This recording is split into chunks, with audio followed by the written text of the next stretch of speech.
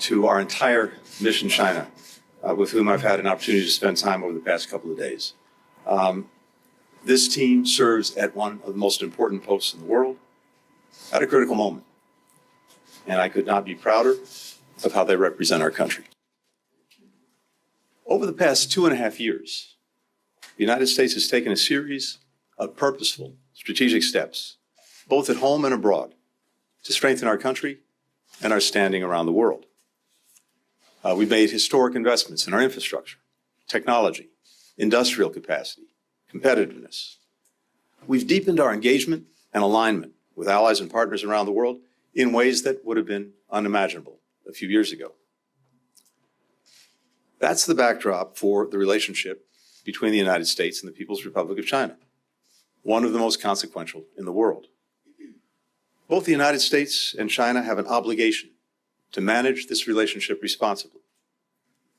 Doing so serves the best interests of the United States, of China, indeed, of the world. We are clear-eyed about the challenges posed by the PRC. The United States will advance a vision for the future that we share with so many others, a free, open, stable, and prosperous world, with countries upholding and updating the rules-based order that has, for years, safeguarded peace and security globally. To shape that future, we start with diplomacy, including with China. I came to Beijing to strengthen high-level channels of communication, to make clear our positions and intentions in areas of disagreement, and to explore areas where we might work together when our interests align on shared transnational challenges, and we did all of that. Here in Beijing, I had an important conversation with President Xi Jinping, and I had candid, substantive, and constructive discussions with my counterparts, Director Wang Yi and State Councilor Qin Gang. I appreciate the hospitality extended by our hosts. In every meeting, I stress that direct engagement and sustained communication at senior levels is the best way to responsibly manage our differences and ensure that competition does not veer into conflict. And I heard the same from my Chinese counterparts. We both agree on the need to stabilize our relationship. During those meetings, we had a robust conversation about regional and global challenges. That includes Russia's war of aggression against Ukraine. I reiterated that we would welcome China playing a constructive role, along with other nations, to work toward a just peace based on the principles of the United Nations Charter. We also spoke about North Korea's increasingly reckless actions and rhetoric. All members of the international community have an interest in encouraging the DPRK to act responsibly, to stop launching missiles, to start engaging on its nuclear program. China is in a unique position to press Pyongyang to engage in dialogue and to end its dangerous behavior. I raised U.S. concerns, shared by a growing number of countries, about the PRC's provocative actions in the Taiwan Strait, as well as in the South and East China Seas. On Taiwan, I reiterated the long-standing U.S. One China policy. That policy has not changed. It's guided by the Taiwan Relations Act, the 3 joint communiques, the 6 assurances. We do not support Taiwan independence. We remain opposed to any unilateral changes to the status quo by either side. We continue to expect the peaceful resolution of cross-strait differences. We remain committed to meeting our responsibilities under the Taiwan Relations Act, including making sure that Taiwan has the ability to defend itself. We also spoke about a range of bilateral issues, including continuing to develop principles to guide our relationship, as discussed by President Biden and President Xi in Bali late last year. We exchanged views on our respective economic policies, including our concerns about China's unfair treatment of U.S. companies.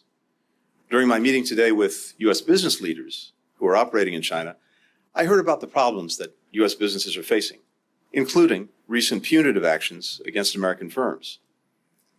I also heard that U.S. companies want to continue, and indeed, grow their businesses here.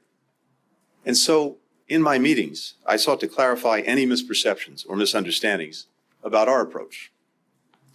There is a profound difference for the United States and for many other countries between de-risking and decoupling. Our country's traded more over the last year, in fact, more than ever over the last year, nearly $700 billion. Healthy and robust economic engagement benefits both the United States and China. And as Secretary Yellen testified before Congress last week, it would be, as she put it, disastrous for us to decouple and stop all trade and investment with China. We are for de-risking and diversifying. That means investing in our own capacities and in secure, resilient supply chains, pushing for level playing fields for our workers and our companies, defending against harmful trade practices, and protecting our critical technologies so that they aren't used against us. I made clear that we'll continue to take targeted actions that are necessary to protect U.S. national security. In my meetings, I also discussed human rights. The United States and the international community remain deeply concerned about PRC human rights violations, including in Xinjiang, in Tibet, in Hong Kong. I also specifically raised wrongfully detained U.S. citizens and those facing exit bans. There is no higher priority for me than the safety and well-being of U.S. citizens overseas, and I'll continue to work intensively to secure their release and their safe return home.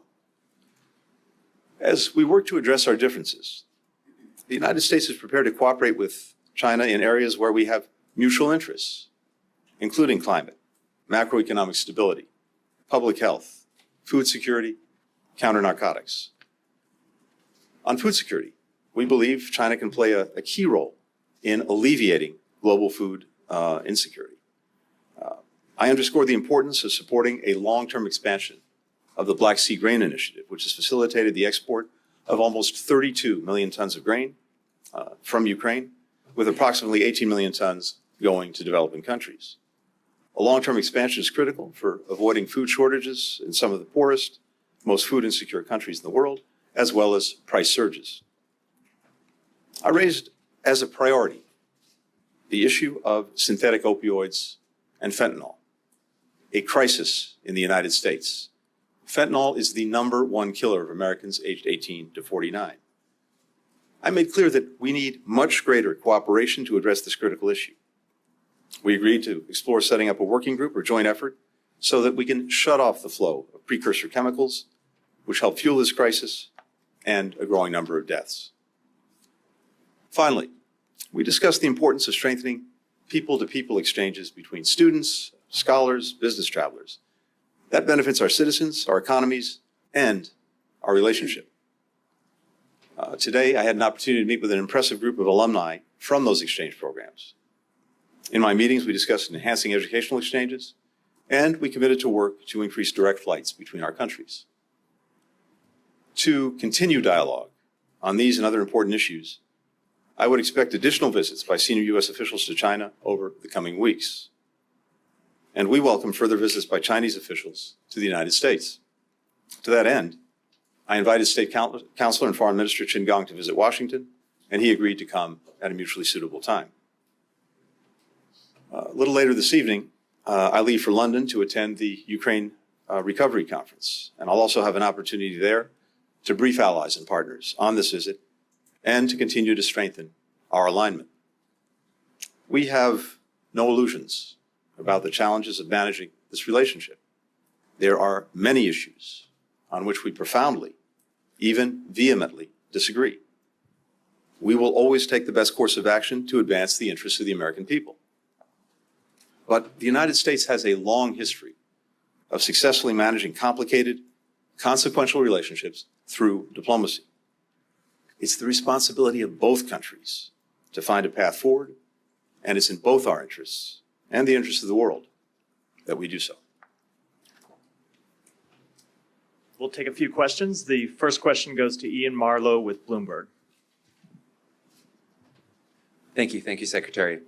China has accused the U.S. of economic containment over the Biden administration's efforts to limit Beijing's access to key technology, including semiconductors, as you mentioned. Are you worried that the future U.S. moves in that area will derail the current efforts to stabilize ties with China and might force the Chinese to take retaliatory measures, perhaps in other areas of the relationship? And after your talks here in China, secondly, what's your impression of the top leadership's stance on Ukraine, whether they are still likely to provide eventually lethal aid to Russia, or are they at all interested in using their influence with Vladimir Putin to bring about a diplomatic solution to the conflict? Thank you. Thanks very much, Ian. So on the first part of the question, one of the important things for me to do on this trip was to disabuse our Chinese hosts of the notion that we are seeking to economically contain them. We're not. And as I've said, we are not about decoupling. We're about de-risking and diversifying. And here's what I mean by that. First, when it comes to decoupling or economic containment, I think the facts simply belie that proposition. As I mentioned, our trade relationship reached the highest number that it's ever hit last year, about $700 billion in trade. American foreign direct investment in China has reached levels that we haven't seen since 2014. Parenthetically, we've got about 300,000 Chinese students studying in the United States. We have many American companies that I met with, or at least their representatives here, including the Chamber of Commerce, that continue to be very interested to do business here. And it's profoundly in our interest. I also noted to our hosts that China's broad economic success is also in our interest. We have done a remarkable job rebounding from COVID and having a growing economy, very low unemployment, tremendous investments in our future. But we also benefit tremendously when there is growth and progress in other countries, especially one of the world's largest economies when it comes to China. So it simply would not be in our interest to seek to decouple. And as I mentioned, and as you heard Secretary Yellen say to Congress just a few days ago, in fact, it would be disastrous. However, what is clearly in our interest is making sure that certain specific technologies that China may be using to, for example, advance its very opaque nuclear weapons program, to build hypersonic missiles, to use technology that may have repressive purposes.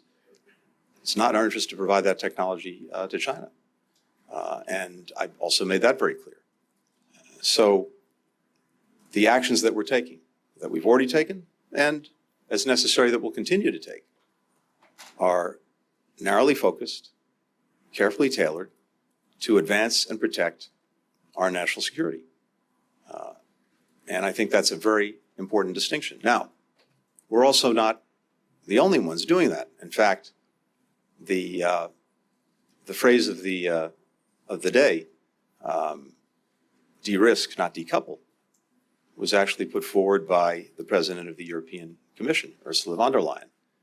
And it reflects very well the approach that many countries are taking, both because of the importance of sustaining economic relations, trade and investment with China, but also because of concerns about some of the things that China is doing with the technology that's getting to them. So I spent some time making sure that we were very clear about what we're doing as well as what we're not doing. With regard to lethal aid to Russia for use in Ukraine, we and other countries have received assurances from China that it is not and will not provide lethal assistance to Russia for use in Ukraine. We appreciate that, and we have not seen any evidence that contradicts that. What we do have ongoing concerns about, though, are Chinese firms, companies, that may be providing technology that Russia can use to advance its aggression in Ukraine. And we have asked the Chinese government to be very vigilant about that. The next question goes to Marcelo Ninio with O Globo. Thank you. I have a question about the BRICS countries, Brazil, Russia, India, China, South Africa. And the last year, China has been given special importance to the BRICS. And even though the government says it's not an anti-China, anti-US bloc, many people see it this way. The last development gave some reasons for people to think like that. There was claims from the U.S. that South Africa is giving weapons to Russia. But China wants to expand the BRICS. There's almost 20 countries already lining up to join the BRICS, mostly from Global South. And my president, President Lula, here in China said that criticized very strongly the dominance of the dollar in the world economy. So my question is, how does the U.S. government see the BRICS? Does it see it as a China-led challenge to the West and to the United States? Thank you. Well, first, as a general proposition, we have long stood for the proposition that countries should be able to freely associate with other countries in any groupings that they want. It's something that we stand very strongly for and have defended for a long, long time. When it comes to the BRICS, we're deeply engaged with its leading members. In fact, this week, Prime Minister Modi of India will be in Washington for a state visit. And of course, we welcomed President Lula to Washington several months ago, where he had a very productive and constructive meeting with President Biden. So we're engaged across the board with members of the BRICS, and we'll continue to do that. For the next question, Nike Ching with Voice of America.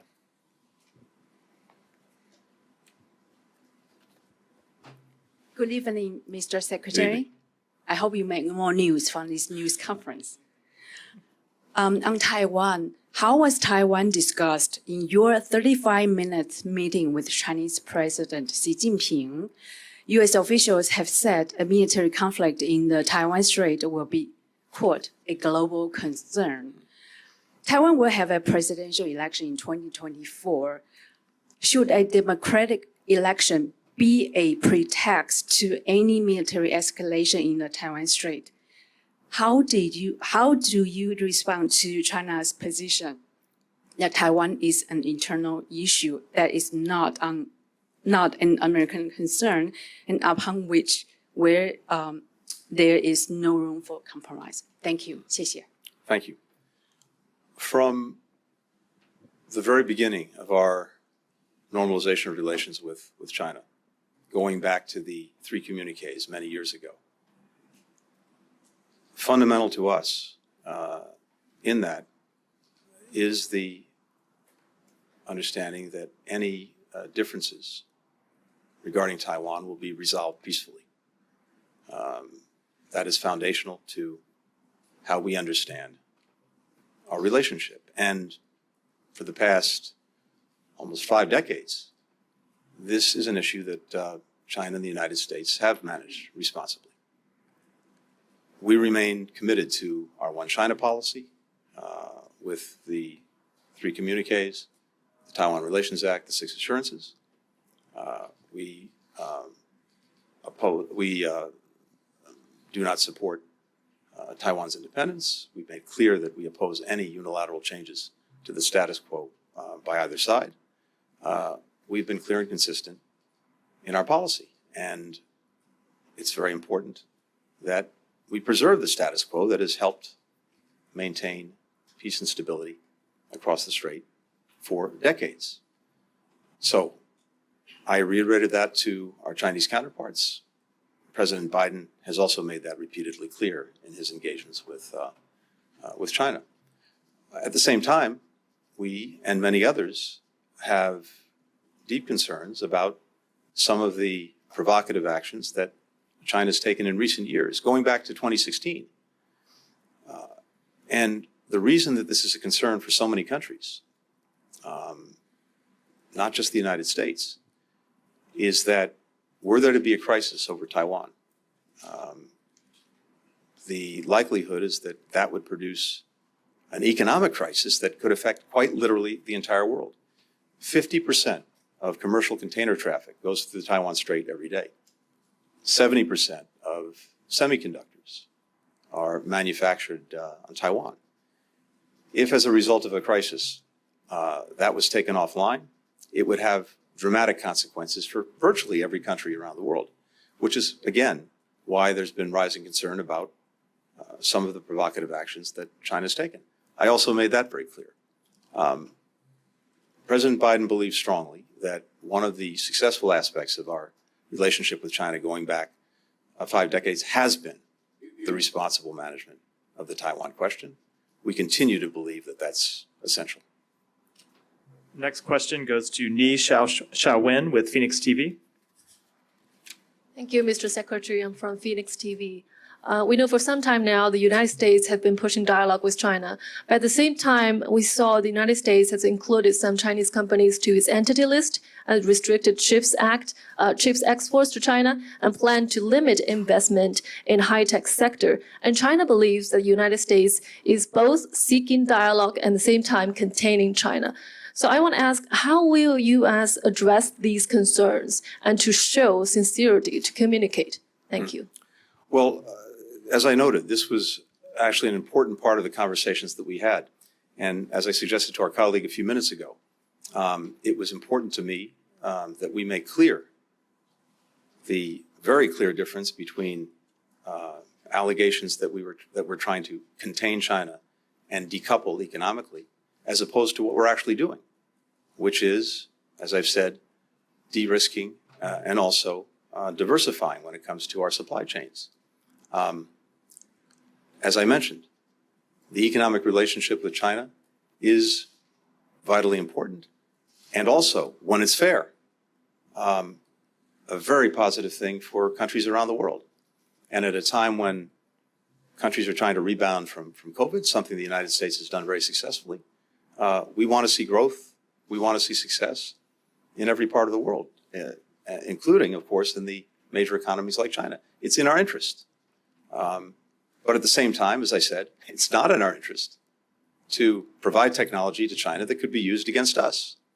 And at a time when it's engaged in a buildup of its nuclear weapons program in a very opaque way, when it's producing hypersonic missiles, when it's using technology for repressive purposes against its own people, how is it in our interest to provide those specific technologies to China? And other countries feel the same way. So what this is about, again, is not trying to cut off, eliminate, hinder economic relations. On the contrary, we think that they should be strengthened, but in a way that looks out for our workers, that looks out for our companies. And I heard many concerns about that today. But at the same time, we can, we will, and we must take steps necessary to protect our national security. If the shoe were on the other foot, I have no doubt that China would do exactly the same thing. And the final question goes to Kylie Atwood with CNN. Thanks, Secretary Blinken. I just want to follow up on one comment you made earlier, and then I have 2 questions in classic fashion here. You said that you have received assurances. Well, you said the United States has received assurances from China that they will not provide lethal aid to Russia. Were those assurances specifically made to you today? And do you believe that is a final decision on behalf of Chinese leadership, given the U.S. has said that they are considering providing lethal aid to Russia in the past? My second question, did your Chinese counterparts agree to set up a crisis communications channel or military-to-military channel of communications that both sides could reliably use? If they agreed to it, when will those channels be set up?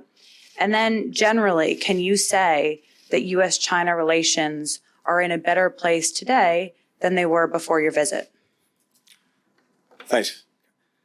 So with regard to assurances on providing lethal assistance to Russia for use in Ukraine, this is not new today. This is something that China has said in recent weeks and has repeatedly said, not only to us, but to many other countries that have raised this concern, that they are not and will not provide lethal assistance to Russia for use in Ukraine. And that's an important commitment, an important policy. And as I said, we've not seen anything right now to contradict that. But what we are concerned about is private companies in China that may be providing assistance, in some cases dual use, in some cases clearly directed at enhancing Russia's military capacity in Ukraine. That is a concern, and it's something that I pointed out to our Chinese counterparts and urged that they be vigilant in policing that. With regard to crisis communications and military-to-military channels, this is also something that I raised repeatedly during this trip. I think it's absolutely vital that we have these kind of communications, military to military. That imperative, I think, was only underscored by recent incidents that we saw in the air and on the seas.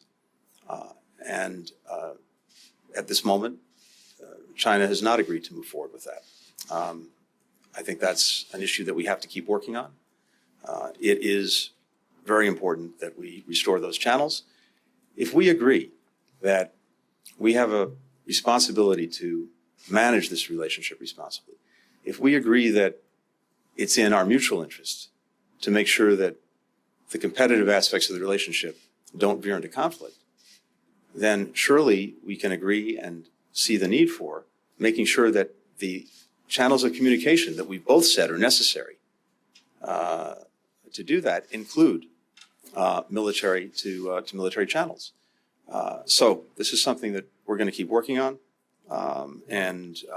As I said, there's no immediate progress, but it is a continued priority for us. Finally, with regard to the trip itself, look, it was clear coming in that the relationship was at a point of instability. And both sides recognized the need to work to stabilize it. And specifically, we believe that it's important to, as I said, establish better lines of communication, open channels of communication, both to address misperceptions, miscalculations, to ensure that that competition doesn't veer into conflict.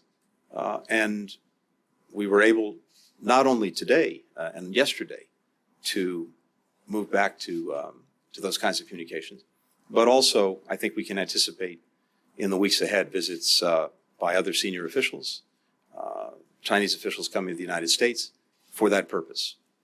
Second, it was important to use this visit for purposes of stabilizing the relationship, to be able to directly raise, face-to-face, issues of concern, places where we have profound differences. Those disagreements are pretty well known. They're bilateral challenges, they're global issues, regional security issues, values, human rights. And we did, in great detail and at some length, raise them, discuss them, and that is also beneficial to make sure that we have clarity between us on these differences, clarity on intent. Finally, this was an opportunity to explore areas where we might cooperate in the interests of our own people, in the interests of people around the world, on climate, on global economic stability, on global health, on fentanyl, as I mentioned, on exchanges actually between our people. So I think in terms of those objectives that we set for this trip, establishing open communications channels, directly raising issues of concern, exploring cooperation in places where it's in our mutual interest to do so. We did all of that on this trip, but progress is hard. It takes time, and it's not the product of one visit, one trip, one conversation. My hope and expectation is we will have better communications, better engagement going forward. That's certainly not going to solve every problem between us, far from it. But it is critical to doing what we both agree is necessary, and that is responsibly managing the relationship. It's in the interest of the United States to do that. It's in the interest of China to do that. It's in the interest of the world. And I think we took a positive step in that direction over the last 2 days. Thank you. Thank you.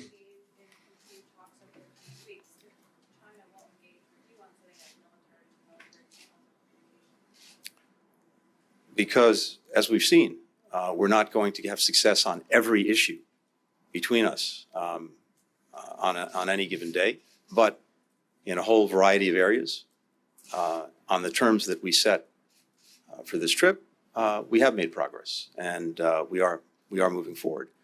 But again, I want to emphasize, None of this gets resolved with one visit, one trip, one conversation. It's a process. And my hope and expectation is that we're more engaged in that. At the end of the day, the best way that we can advance our interests, stand up for our values, make sure that we are very clear about our intent. The best way to do that is through direct engagement, through diplomacy. And that's my responsibility.